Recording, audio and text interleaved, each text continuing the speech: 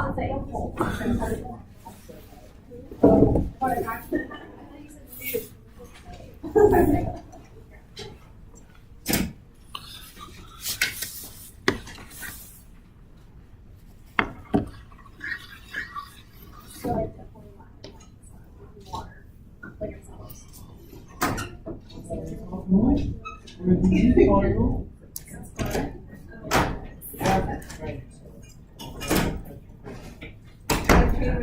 so long to run on not water.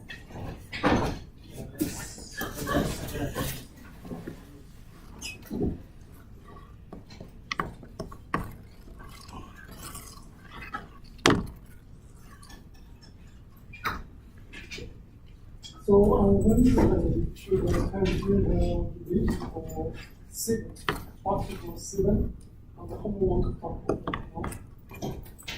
So make sure you understand. 7 advancement. I hope you find. But it seems like some students didn't read it.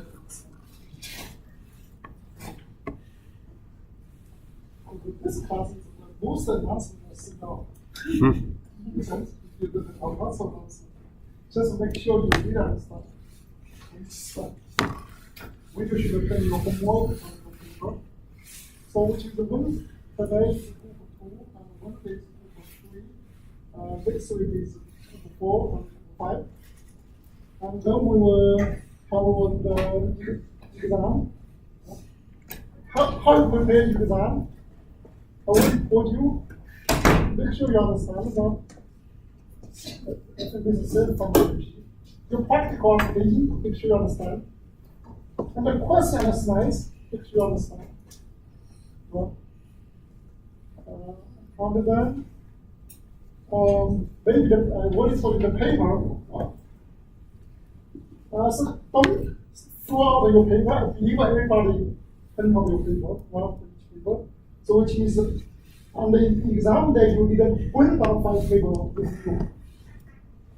I will not print the 5 paper for you, because you know that's not so job for me. So you keep that paper. If you didn't have, which is your print again. So I'm not okay, your marking them, the marking is okay. Well, clear? So you print out the 5 paper. Because I believe that you print out some. I hope you print out because you did it. So which is you keep it now. If you have any mark and the paper that's okay. Because that's every page, you know where I should pick up the question from. Are you clear in terms of the exam? I think it's quite straightforward. Practical application. Question on the slides, and then 5 paper. Is it multiple choice or? So there is no multiple choice. But another exam has more. Another course has multiple choice. You don't like it, but they have a choice. Here we don't have multiple choice. So make sure you understand the practical. Make sure you understand. Of course, I will give you the first opportunity. You have first time and the contribution. And all the questions here we discuss as a group. I will do that. And then after the first exam, so which means we have spring break. After spring break, we will present again. Which means I will try to give you paper again, maybe before spring break. So now you maybe need this time is organized by yourself. So every 2 students as a group, you can choose your group member. Make sense?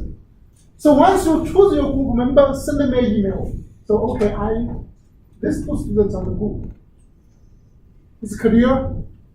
2 students as a group. Once you finish your group, once you organize your group, send me an email to say that you have the group member.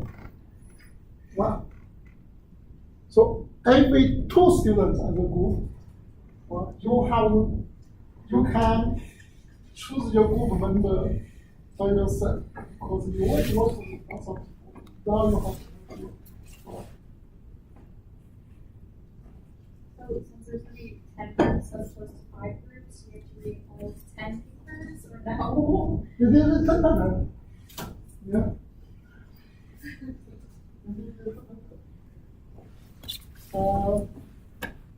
Well, they have presented to you, they present to you your reason, so it is your house. Another question.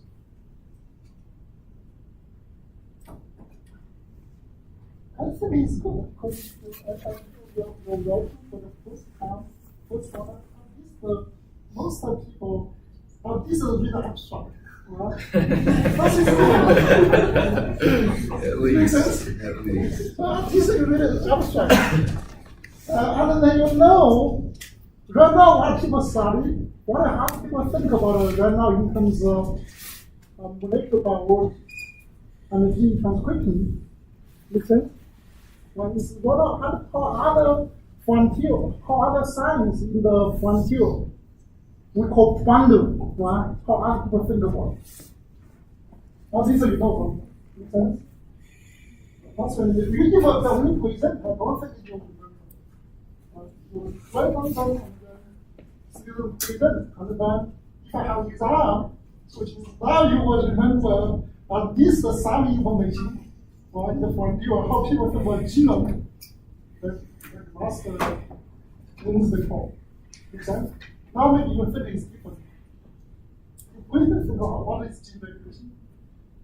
Just from one gene. Right now you think, oh, okay, this is structure, and how gene complex. Now this is your one.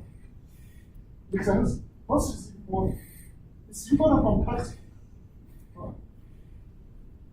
Another thing is important. If you think about it, normally in terms of education, I really like students go, if they go to like a peer school, the interview, the best school, and then they come back and say, the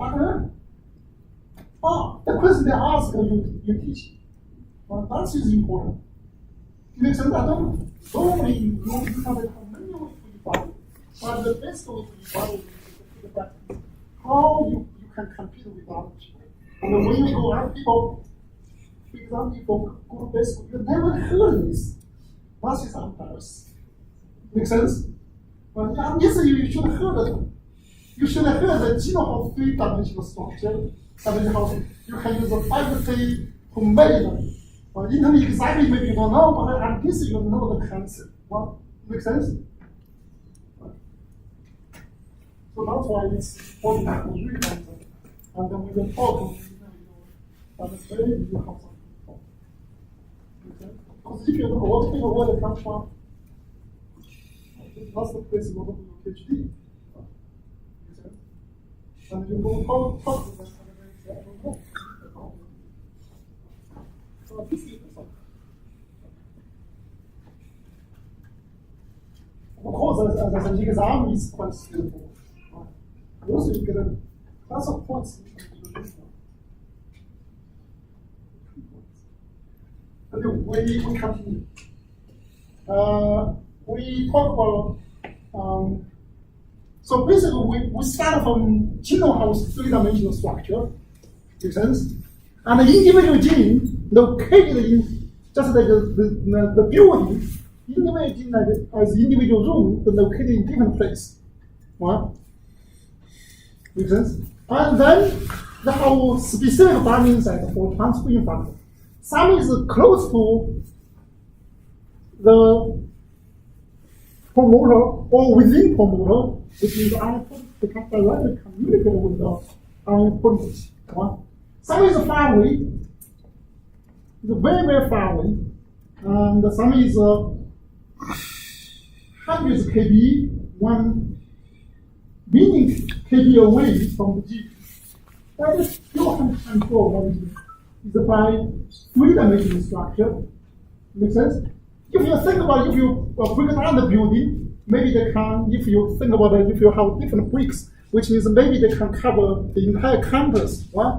But once you're folding to three-dimensional structure, now we're in a small place. Right? So that's why, yes, it's far away, but they can communicate by three-dimensional structure. That concept you have when you talk about protein chemistry. Right? When you talk about protein, by that time you say five amino acids is far away. Right? One catalytical function will be position 100, another in 300, and by three-dimensional they can come together. Make sense? But in genome, yes, it's a very non-distance. They still can't together. So how to control the gene? We talk about the how promoter, the how binding site for transcription factor. And also in Hanzo is a far away, and also the can bind into protein called transcription factor. So which means today we will briefly talk about what is transcription factor, and also we'll briefly touch on transcription control. So transcription factor is made very interesting. They call module. It's a module. So transcription factor is a module. What is modular? Just like your presentation, with 3 people in the group. Well, if you think about 3 people talking together, you can do a good presentation. But individual person is a module. Well, if you take out yourself out, and then you still can focus. Make sense? So that is a module. So then here, this is one protein as a group. Right? And they have 3 modules normally, typically. Sometimes they have 2, sometimes have 4, well, sometimes have 3. But most times they have 3 modules. So they have module 1 is DPD. DPD stands for DNA binding domain. Right? So which means this module can specifically bind to DNA sequence. For example, you know in Hanzo, right? And the promoter. So they can specifically bind to your Hanzo promoter. Make sense? And because it's a module, make sense? If it's a module, if you cut from here, this one is still specific bind to DNA. But don't require here. That is a module. Right? Make sense? And they have another one called TAD, called TAD. TAD called trans-activating domain. Trans-activating domain. So the binding to DNA, normally, they don't perform function. Right? They need to have additional domain and the interaction with other protein, and then they can function. So like here, the TAD basically is a protein interacting domain. Protein interacting domain. For example, if this transcript, the DNA, DPD, bind to specific region, make sense? And if they want to modify chromatin by epigenetic modifiers, make sense? How can epigenetic modify enzyme bind to DNA or bind to the chromatin? Must be by most times by the TAD, so which is a TAD. Can interact with the, for example, epigenetic modified enzyme, and then can record epigenetic modified enzyme to the chromatin. It makes sense? I think you will see some example.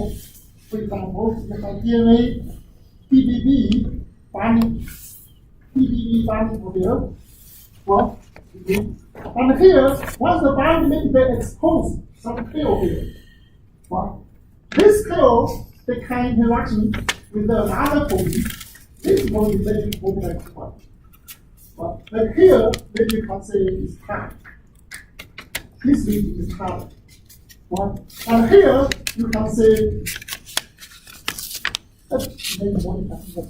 For example, flash 2, that's my style. The flash 1.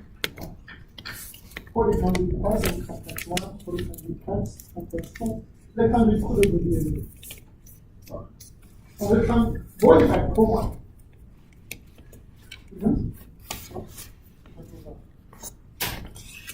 And another one is the SSD called signal sensing domain. So which means this region can sense the signal pattern. Is that just like the active site of the protein? Like a binding site? No, it is a binding site. or is the modification sites. For example, a hormone. Small hormone molecule is small ligand, small molecule. Maybe they combine to this region. Once they bind to this region, they will change conformation. Once they change conformation, they come to many things. Right? Either maybe they can translocation from cytosol to nucleus. Right? That's most of the hormone respond to. Or they can, once they change conformation, maybe they can increase the target affinity. Makes sense? Or they can make change the DNA binding affinity. And also, if they maybe can interaction with the other proteins like SASP, and they also can be chemical modification, for example, here can be vasodilation, phosphorylation, and protein, right? Protein can be like that. So this one called SS. So most times the protein contain the bus. If you go to transcript by Basa comes, BBB and the type. So what do you mean extracellular? Like it can respond to extracellular signals? What does that mean? Like, so like we talk about hormone. A hormone is a ligand. So if you have other ligand, for example, ER, and if you add ER ligand, which means the ligand can diffuse into the cytosol and interaction with the protein. oh, okay, Well, sure. so any SS is a massive transport. Extracellular, intracellular, signal transport. And here is a typical structure. We talk about this one. When we talk about the prokaryotes, prokaryotes. When we talk about the duck, the twicer. So here is a duck twicer, the structure. So like here, if you look here, here is the DNA binding domain. DNA binding domain. The DNA binding domain will bind to opposite DNA. Opposite DNA, which means it's the first. So you can say it's a transcript function. So they can bind to opposite. This is DNA. And here is DNA binding domain. And here in the middle is link, or is link DNA. And here is a regular domain. This regular domain actually they combine the tag and also the SSD domain together.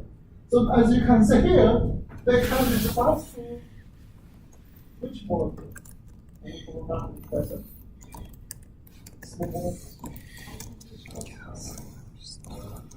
Adenochrome. So it's adenochrome. Well, so which is adenochrome combining here. Okay? And here, also you can see the how stabilized domain, so which is kind of the kind. Once adenochrome and then there is dimer, and also they come from tetramer. Yeah? So here is the regular one. So of course there are many different kind of transcription factors, but the fundamental structure is simple. You have DNA binding domain, they can interact with DNA, and also you have a regular domain, they can respond to signal structure. And also they can recruit different protein compounds.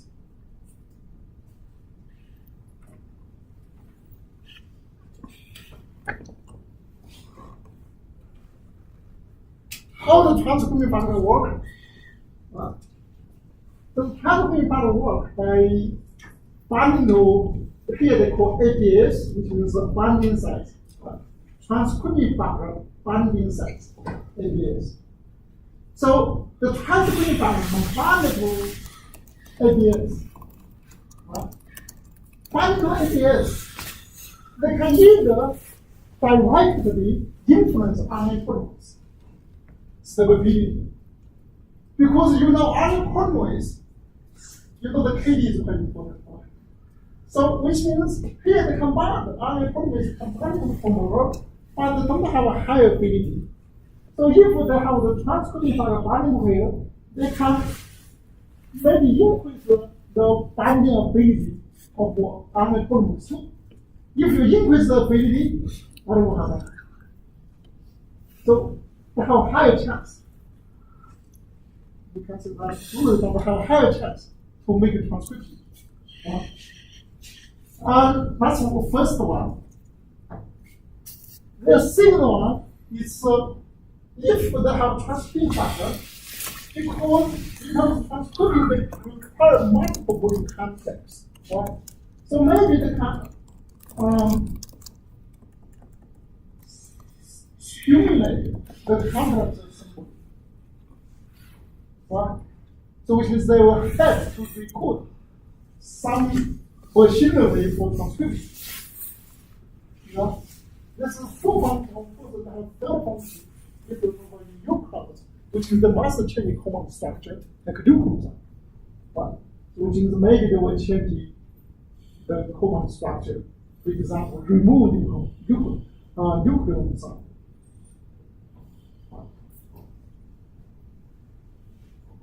How transport environment work? Transport environment normally interaction with media.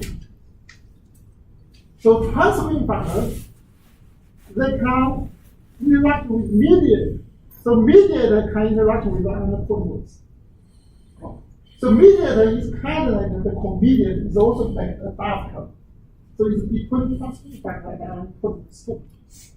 Right.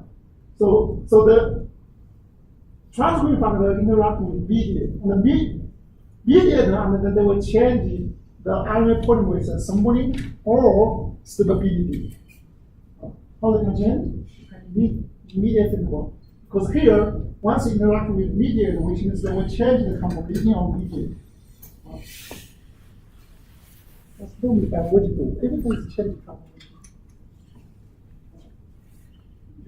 This also is composition change.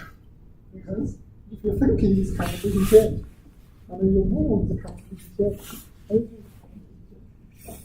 So then here, they also interact with this one, this composition change, and then they will change the composition of the polymers too. Right.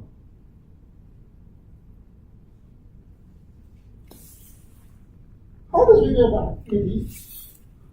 So normally, typically, for any gene in eukaryotes, there are not only one transcription factor. Even the one gene control, sometimes there are hundreds of transcription factors. They combine to trigger the gene activity. Make sense? What? Is that what? It's because in terms of your activity requirement, you already know it's not a yes or no. Well, it's a gradient. You need a match, right or wrong. For example, if you eat too much chocolate during the night, what will happen? You immediately cannot sleep. What? If you eat slightly more, you will feel uncomfortable. Make sense? So which is the master value right amount. How, you know? So it's continually, for example, if you label here is 100. Right? So it's continually change the activity. So which is one, if you think about that, which means one factor is not in the group. Make sense? So which means that's why they use multiple transcription factors to control the transcription. And then you can get a right amount. Make sense? It's right amount. The right amount is very important. You will know more about that. So they must be the right amount. Right. So last one called synergistic. Synergistic. So you have one transcription factor, maybe you have two, and you have.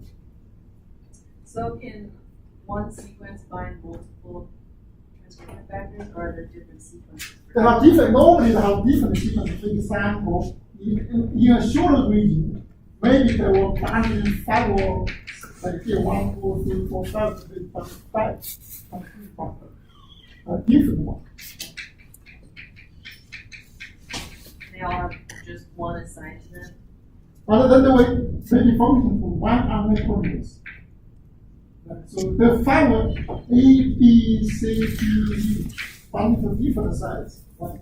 And then the A, B, C, D, E individual mediate, so it's active on one G, one purpose. Make sense? Well, And the activation of transcription, is there one like a suppressing of the transcription as well, or is? yes, you're so there was our silence and the device. So the mechanism is similar. So the transcription and the reprisal also normally have multiple sites. They have multiple sites to silence one gene. Also, if you think about in my many development, if you only have one, that's pretty horrible. You have one wrong, which means everything is wrong. Right? Like here, if you have multiple there, so if you have one wrong, which means you can change 2%. So the 98% is still okay, right? So if you change 10%, maybe still okay. If you have 3 binding factors, well, if you change 10%, it's still okay. So which means multiple transcription factors are very important to control one gene. It's not like a podcast you have one. But for many, because you must get the right amount. Also, you ensure if something, one thing wrong, maybe the skill can survive. Just like talent, people have different talents, which means maybe you have specific one, have some genes slightly higher than other people. Make sense? So maybe just like one transcription factor could change, or maybe have 100 transcription factors control one gene. So if you have many activations, so how about the mediation? One activation? Mediate is big going complex. They also have different composition. They have different subunits. They call mediate, which is the kind of symbol. They call combinatory.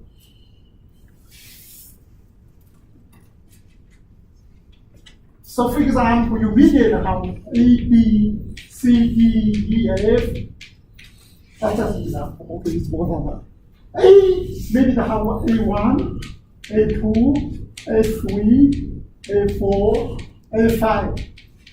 B, they have B1, B2, B3, B4, B5, B10. So now you can think about how many combinations they can have. Well, they have hundreds, just like one we call PS1, PS2. PS1, PS2. They have hundreds of contacts.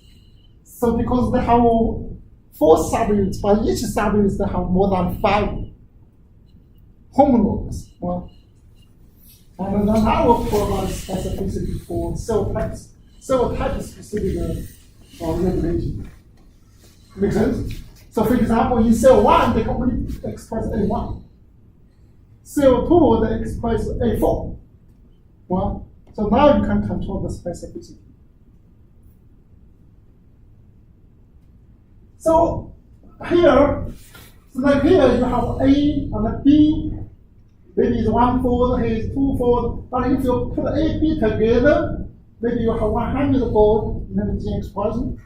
If you A together, maybe 100-fold. Or you can have many combinations.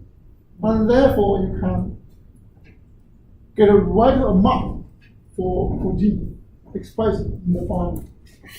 Because it's quite important. I think when we talk about cancer, you may want to overexpress. That will cause cancer. But underexpress also will cause cancer. Overexpress that. So once they have to control that. You maybe this one, when you get overexpress and underexpress. You have to get a right amount. Unfortunately, we don't have many ways to quantify the right amount in the body. How much exactly you need for individual person. So for example, with the potassium concentration in your blood, do you know your potassium content in your heart?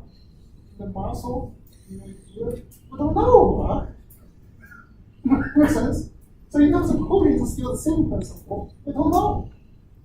Right now we know there is maybe in one cell type go on this, but we don't know exactly the amount. But however, that is important for performing the normal function.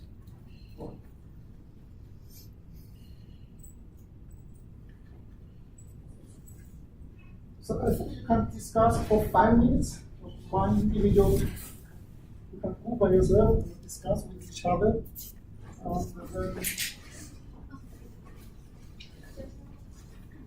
Move them on. So.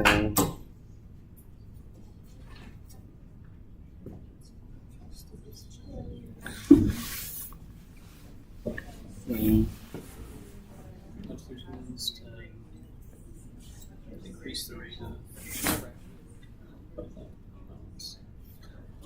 So there's no off transcription. There's just like basal transcription, right? yeah, pretty much is the Yeah, just like extremely low levels.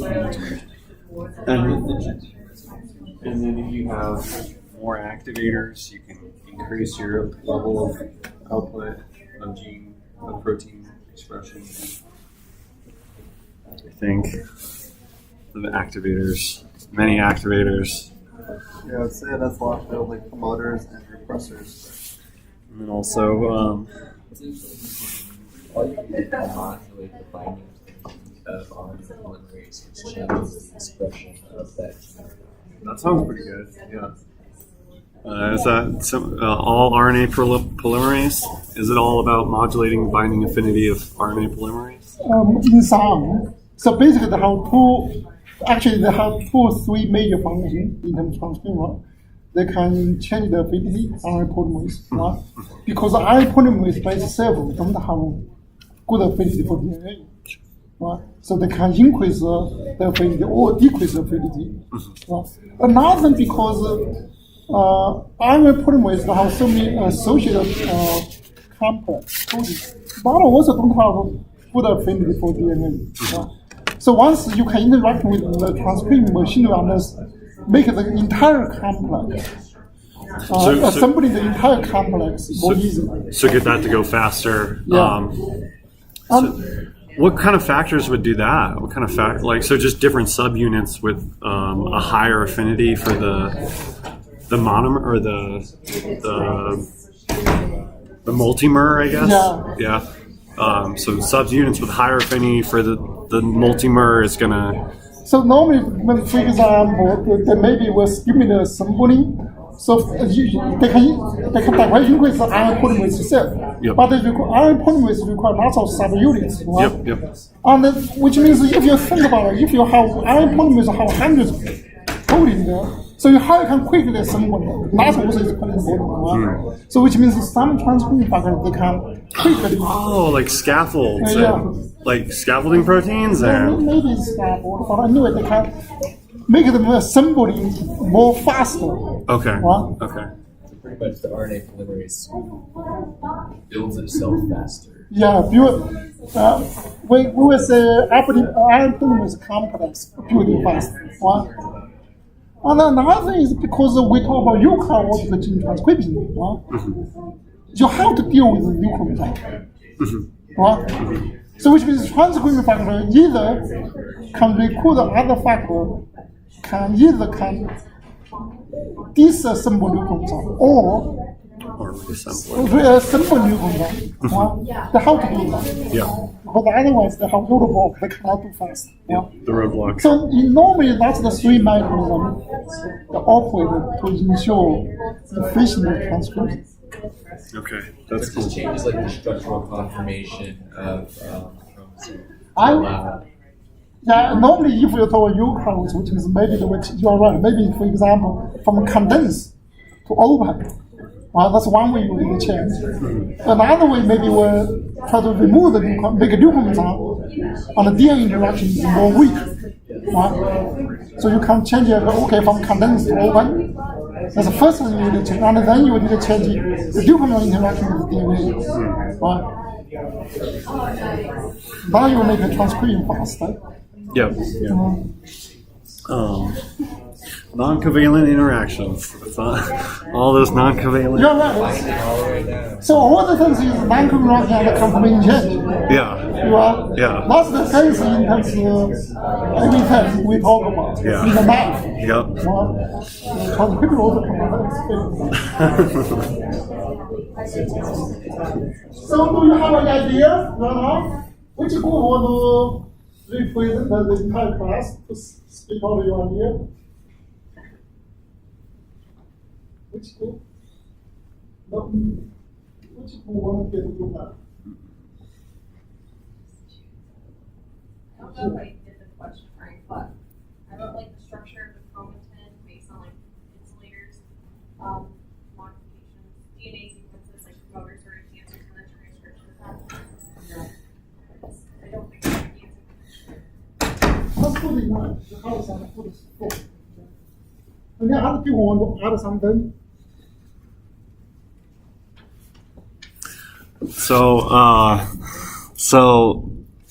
We basically just thought it was all about the binding of RNA polymerase to DNA. So how you would modulate RNA polymerase binding to DNA, which we thought there was 3 general mechanisms. One's like the amount, like how fast RNA polymerase can come together, as well as how many activators you have to recruit RNA polymerase, and then the third mechanism would be what Michelle said, which was like chromosome condensation and opening up the histones for access.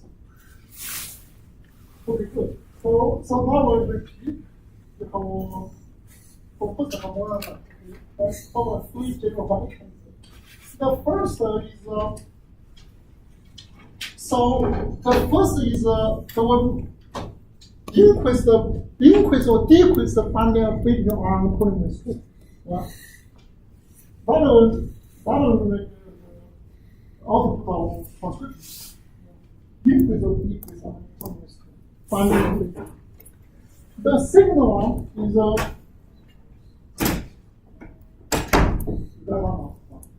the second one is you can increase or decrease the assembly efficiency of RNA polymerase. Because RNA polymerase will have multiple subunits, right? But 100 proteins, if you think of 100 proteins, especially in this conference, if 100 people want to come meet each other, do you have a chance? Right? Maybe within 1 month you cannot be meeting with each other if you work in a campus. Right? Right? Make sense? So the only way you can 100 people meet together, you come to here. Right? And confront it. So that's why we need to have mechanism to try to assemble hundreds of proteins in one place, or increase or decrease. Otherwise, this is the way to transfer. Wow. That's the second mechanism. The third one, because the first 2 mechanisms actually is applied to prokaryotes and eukaryotes. Right? But since we are talking about cancer, and we talk about eukaryotes, talk about GD. So in the eukaryotes, you have the chromatin. So which means in the first level, you need to open the chromatin structure or condense the chromatin structure. Open or condense. Okay? And then once you open or condense chromatin structure, you need to enforce or weaken the interaction between DNA and nucleus. Right?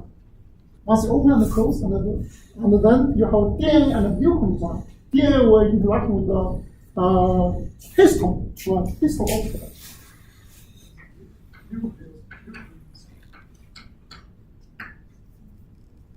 So we assemble or disassemble nucleus because that is stored block. Right? Much known is the 3 general mechanisms to control the output.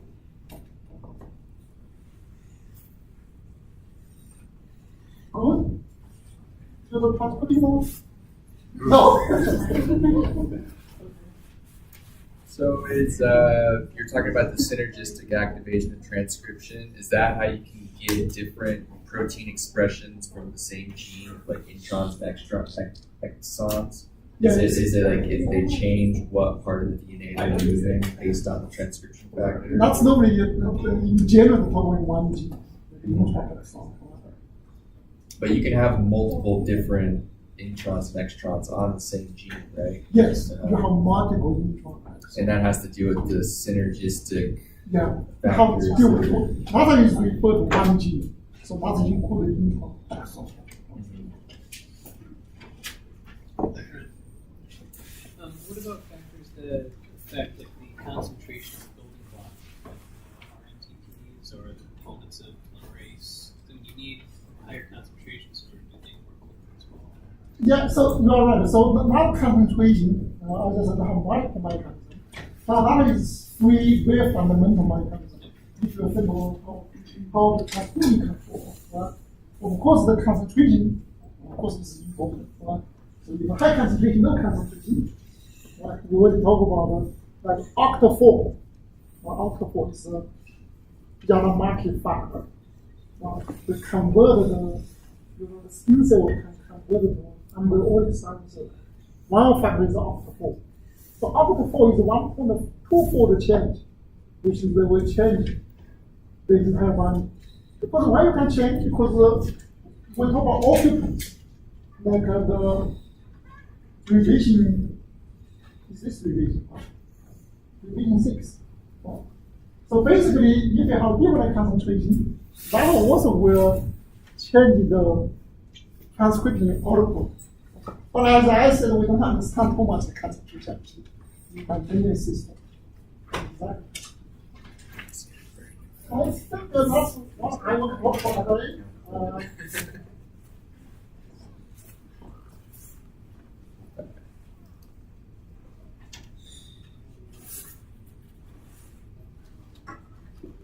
So you're already going to talk about it, but you're going to do intro now.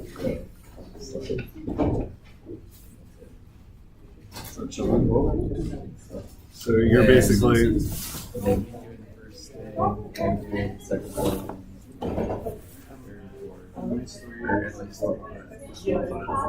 Yeah, so this is the so you're basically, It's kind of like the background.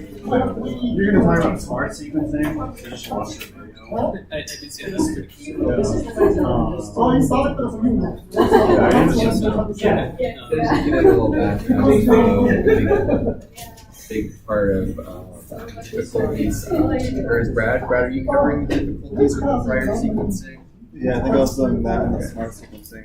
Okay, I can just like a Because I always told you, how your. We have a human reference gene Just go there. And also try to do Yeah, that, we're for speaking, example, yeah, this you know, what question. amounts I of already posted variation there. there are So which is within you're that. trying to think about how you can reward Like it. pretty much, I think it's about like Makes 8 sense? different kinds of What? parts are there. But of course, I What want to parts of the I DNA already affect told you how in the you class. Okay? So you have to.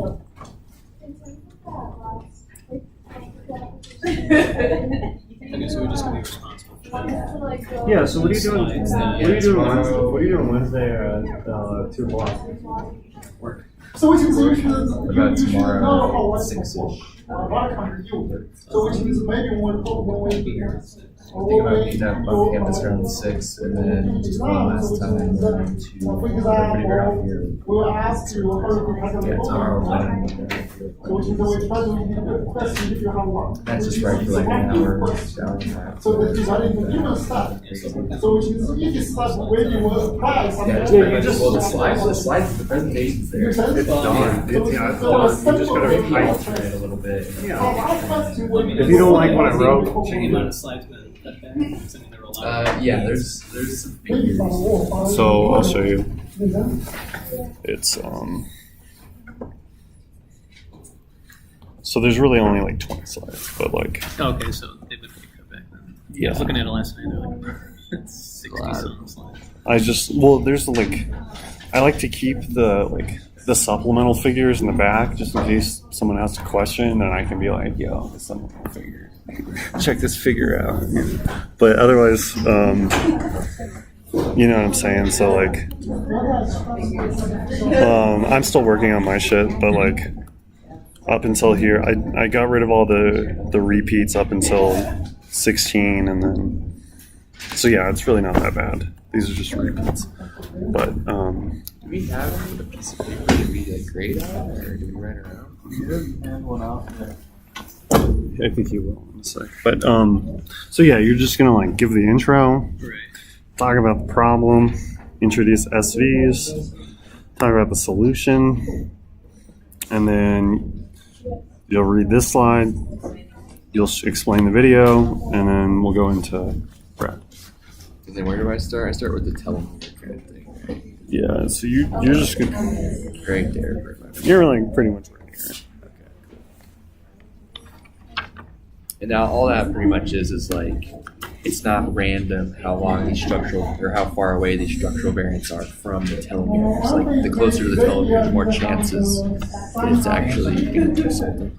Or that it's going to be mutated, which has to do something with like, which they're actually not sure why. Like if you read, Yeah, I'll look into maybe, so if anybody has any questions on that, I'll be able to answer. Why they're so close to the telomere? Or so they're not. Yeah, like why the active double regions. strand breaks, so I don't know if it has something to do with. Okay, so now let's work on the book tool.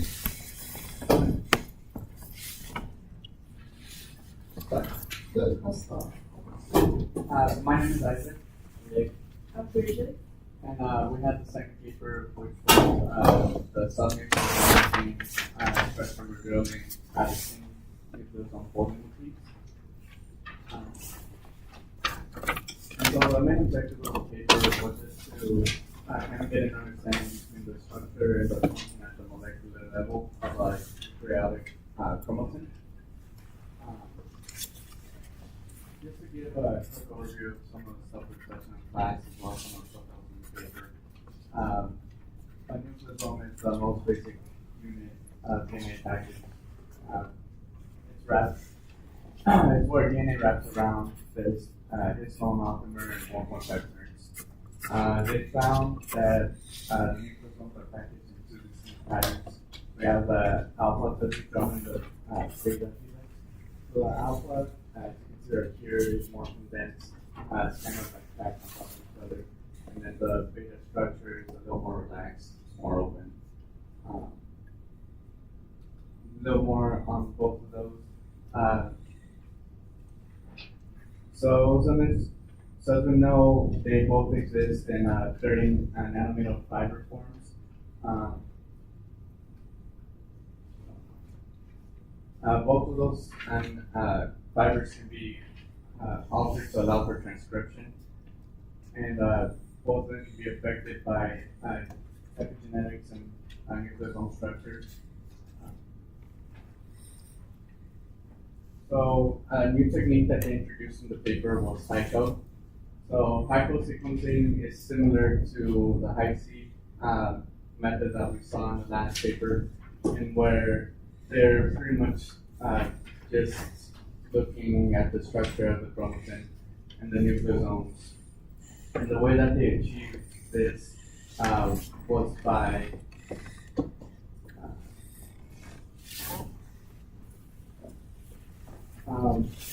first digesting the chromatin to delete all the linker DNA between the nucleosomes, which allow for the nucleosomes to just be wrapped around to the entering exit points.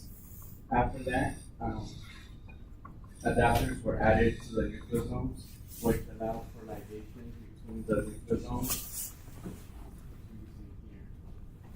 After the ligation process, purification and sequencing was done on it, followed by the genome mapping.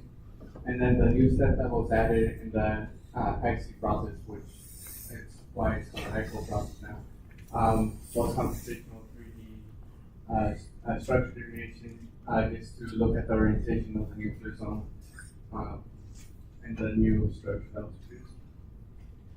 So there was a couple different interactions seen in the nucleosomes once they were linked. We had the inward interaction, the outward interaction, the sedimentary interaction, and the exit. So as you can see here, the inward interactions have the exit and entry points connected. The outward, you had the entry and outward on the opposite sides. The sedimentary interactions was just an entry to entry interaction between the nucleosomes, and the side exit is the same as with the exit interactions on the nucleosome. So the main focus on the paper was looking at epigenetic alterations to the chromatin. And so some of the things that they did was histone modifications, transcription reactive modifications, and some of the things that they saw were that some of the modifications that preferred the beta structure had longer distances between the chromatin, so between the nucleosomes. There was no real nucleosome orientation bias that was seen. And then just a quick breakdown of some of the stuff that we're going to be explaining. They did a bunch of knockouts where they had either deletions or downregulations of some acetyltransferase, GCN5, the ECA1, histone methyltransferase. On the second set, the RNA polymerase, the fourth subunit deletion and downregulation, and also the histone chaperone ASF1. And again, we'll explain the results of that in the later slides here. Alright, so they optimize the 3D folding structure across the genome, and they use a space filling model with molecular dynamics and simulated annealing to optimize like the orientation of the nucleosomes. So they just use this equation to calculate the free energy potential based on the ICO interaction frequencies, where A is the potential, negative kV is the molten constant, T is temperature, and then the natural log, the probability distribution, and that was just dependent on the distance of the nucleosome interactions as well as the frequency of those, W. And so using this method, they were able to achieve a spatial resolution of 6.8 nanometers by calculating the root means square deviation of the DNA entry and exit points of the nucleosomes. And based on this, they found orthogonal changes between the internucleosome distance and the orientation. And so, as Service, they found it exhibited changes in long-range centromere, telomere interactions depending on the cell phases, as well as the chromatin looping at different cell phases. And they also found rich short-range chromatin interactions at around 10 kilobase pairs. And these were preferred during the G1 and M phases, and they found long-range chromatin interactions preferred during the S phase. So, using again the 3D structural analysis and looking at each of the cell phases, they found that the G1 and M phase chromatin form fewer loops, whereas S chromatin in the S cell phase form consecutive chromatin loops at about 10 to 40 kilobase pair intervals. And these loop base points, they coincided with binding sites of the sister chromatin containing protein SCC1. So here we have a chromatin interaction matrix, and you can see these little circles here are loops, and during the S phase there are lots of loops that are formed, whereas these are absent in the G1 phase, and there's very few in the M phase. And then down here is just the SCC1 binding levels, and these coincide with the loops. You can see they're evenly, they're roughly spaced in between each of these loops. And they also found compaction changes in the chromatin. So during the G1 phase, in this case the YDL0114W gene, they found it was stretched, and they also found the same thing again during the M phase. during the S phase, it's compacted, so the gene was inactive during this phase of the cell cycle. Whereas in the G1 phase, this gene is stretched out, so it is much more active relative to S phase. And then they also found orientation changes in the nucleosomes, and an orientation change is just basically a changing of the orientation of the adjacent nucleosomes based on the entry points and the exit points. And so they found that, again, during different cell phases, that there are changes in the orientation of these nucleosomes, and that these changes in the orientation arise because of transcriptional machinery on the DNA interrupts these nucleosome interactions, which leads to these changes. They found on like a wider scale on the gene loci that we were independent of transcriptional changes, so that didn't affect it on a broader scale. And these changes were a lot more common in promoter or terminator regions, and that the binding of transcription factors or promoter / terminator or histone modifications also had a great impact on orientation changes. And lastly, they cultured these cells in glucose and galactose, and they measured how the folding was of the galactose gene in both of those cell cultures. So here at the top, this is the glucose cells that were cultured in glucose, and here at the bottom are the ones cultured in galactose. And these are the genes that code for galactose metabolism. So you can see up here in the cells that were cultured in glucose, the genes were highly compacted in their nucleosomes, they're folded together, whereas here you don't see that. So there was an expression of those genes that were responsible for breaking down galactose, as you could expect, and also comparing the mRNA levels, there was much higher expression of the galactose gene mRNA.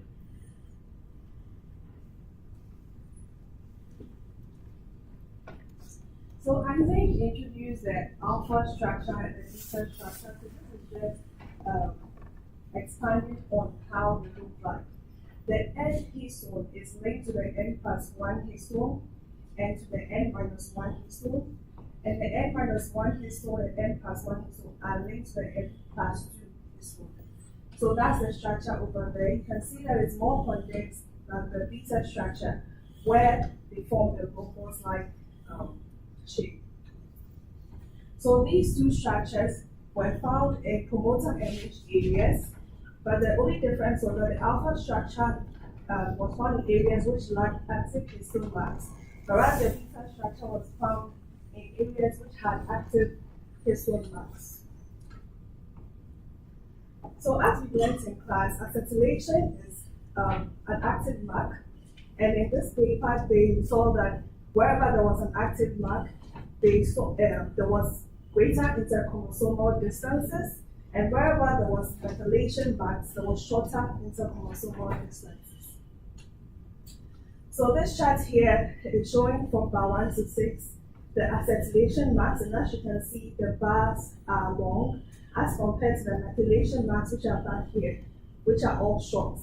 The only exception was the active methylation mark, which is the H3K4ME3, which showed intermediate levels between acetylation and methylation. And through their experiment, they did show that indeed H3K4ME3 is the active methylation mark. So they then went on to find out the binding effects of transcriptional factors on internucleosome distance and inward bias. They found that the TBP, which is the Tata binding protein, and then two transcription factors, which are TF2B and TF2H, when they bound to the genome, they had greater interchromosomal distances. And then the transcription elongation proteins, which are found here, had beta structure preference, meaning that whenever they were bound, the chromosome was less condensed, and they also showed an outward bias. So for the mRNA export proteins, which are back here, they showed the shortest average distances interchromosomally, and they also showed an inward orientation bias, which makes sense because when transcription has been terminated and mRNA is being exported out of the nucleus into the cytoplasm, there'll be no need for having a condensed structure. So, sorry, let me take that again. There'll be no need to have an expanded structure, so the genome returns back to its condensed structure. So, what was the significance of these findings on epigenetic factors? They performed experiments where they knocked out certain histone modification proteins. The first one they performed was to knock out histone acetyltransferase and the histone chaperone proteins. These two, when they were knocked out, POL2 showed a reduced affinity for binding to the genome, whereas and then they also showed intermediate levels of decreased internucleosome distance and beta structure preference. Histone methyltransferase, when knocked out, showed an increased POL2 binding. This resulted in antisense transcription, and antisense transcription is the situation where mRNA is made from the non-coding strand. Therefore, it binds to the mRNA made from the coding strand, and you have a duplex form. And in that case, you cannot have protein translation going on. So that's what was seen when histone methyltransferase was knocked out. They also noted alpha nucleosome orientation, and then internucleosome distance was also greatly increased, along with the beta structure preference. So they performed a final experiment where they downregulated RNA polymerase core subunits, and they found that when that was downregulated, there was inward nucleosome orientation, decreased internucleosome distance, and decreased beta structure preference. So this is a chart showing the three parameters that are measured for these enzymes when they were knocked out or downregulated. The first chart showing internucleosome distance, the next one showing inward bias, and then the third one showing beta structure. And I'd like us to pay attention to the violet line, which indicates the wild type replicate 1 of X cerevisiae, which was the model we used. So I'd like us to focus first on RNA polymerase 2 core subunits. When they knocked that out, okay, so in comparison to the violet line, we see that the blue line has drawn closer to the center, showing that when that enzyme was knocked out, there was decreased internucleosome distance as compared to the violet baseline. For inward bias, it was noticed that that blue line, which represents RNA POL2, had drawn away from the center, which means that it was showing an increased inward bias as compared to the baseline. And for beta structure preference, when RNA polymerase 2 core subunits was knocked out, it showed a lower beta structure preference as compared to the violet baseline. So for the next two, which are the green and violet lines, indicating histone acetyltransferases, when those two were knocked out, the same observations were seen with decreased internucleosome distance, increased inward bias, and increased beta structure preference.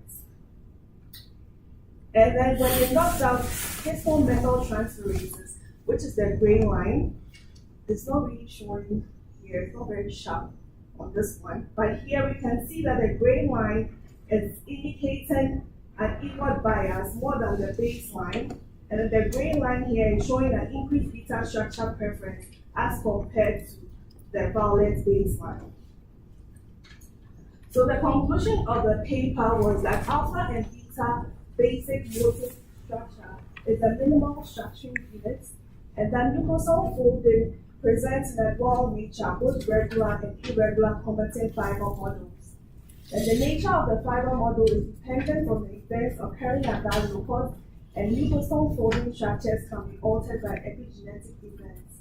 And going back to the previous slide, one important thing I had to mentioned was that histone acetyltransferase upregulation has been implicated in cancers such as leukemia, whereas histone methyltransferase downregulation has been implicated in cancers such as prostate cancer and breast cancer. So, thank you. These are references. Any questions?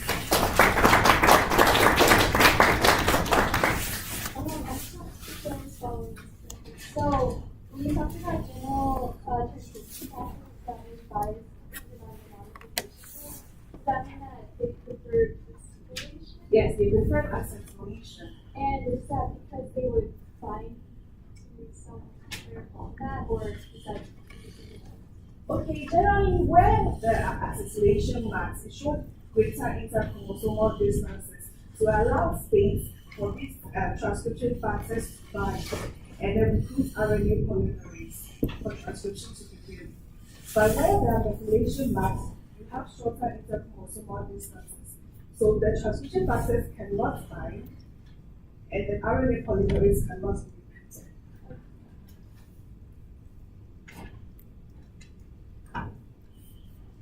So we've learned in here that nucleosomes are either like beat on a string or they're associated with 30 nanometer strand. So these alpha beta structures would be kind of a halfway transition between beats on a string and the 30 nanometer. Yes, that's what they found out. That's like a halfway transition, and that they don't really exist as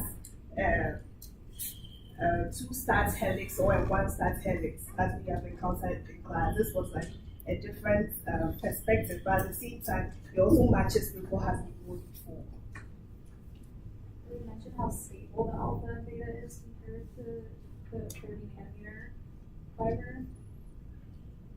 They did not mention how stable they are compared to, but what they did mention is that this is what they have seen in the S-series model, which is a lymphatic cell.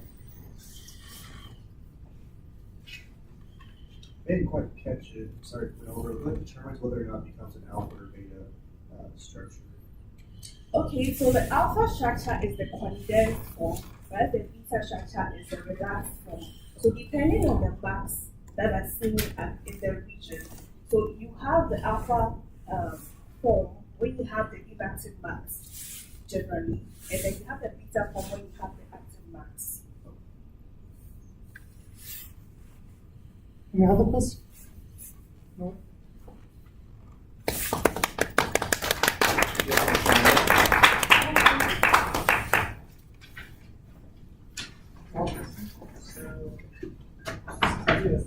Clarify. So far we have we are able to determine the voltage interaction and short range interaction, but we are unable to determine the intermediate.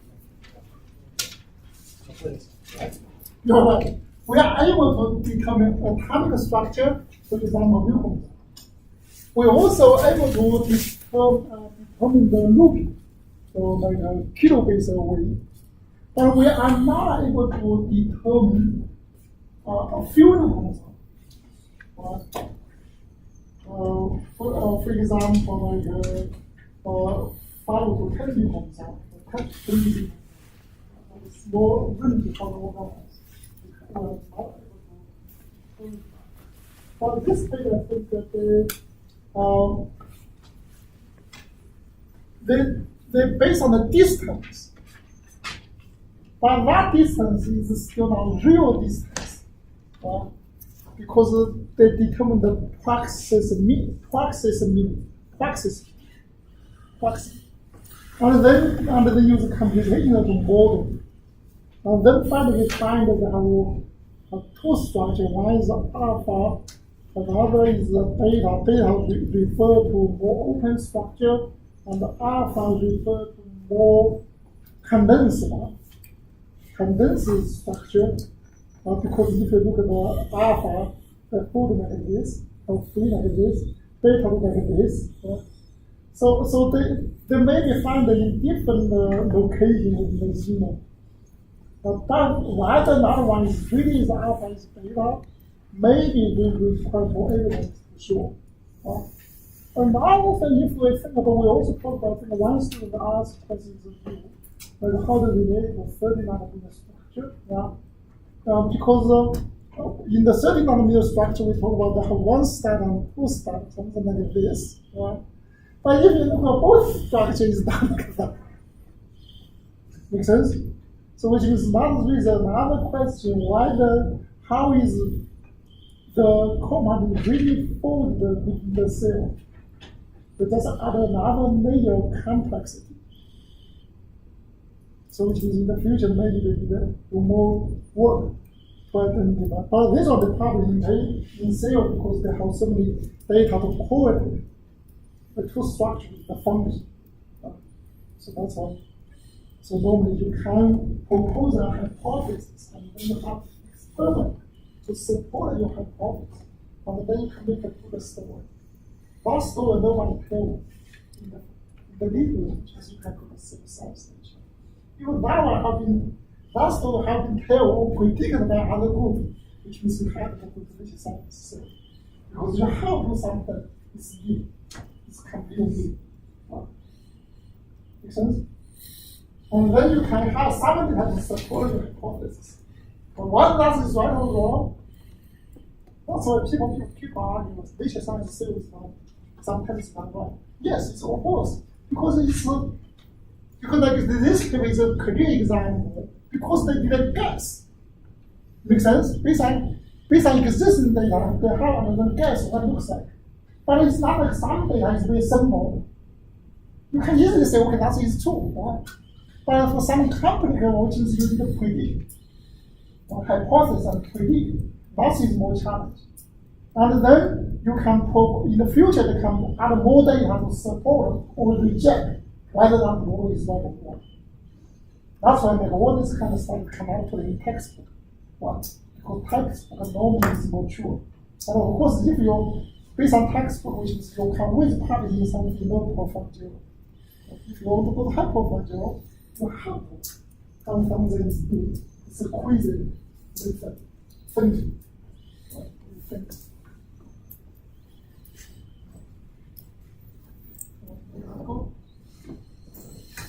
Yes, overcome.